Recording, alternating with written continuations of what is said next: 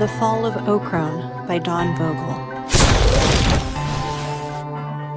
The Silk Dragon was on her last legs, but I needed to stock up on cyclononane on Ocrone to afford repairs. Spacers had warned me Ocrone was unstable, but it looked safe enough to land. Once I acidized the abandoned cyclononane well, I understood unstable meant earthquake-prone during cyclononane extraction. No wonder no one else goes there. I had seconds to disconnect the hoses, still not sure how I took off. I guess it's sort of flying when the ground disappears beneath you. So you might not want to go to Ocrone. You might not find much left there.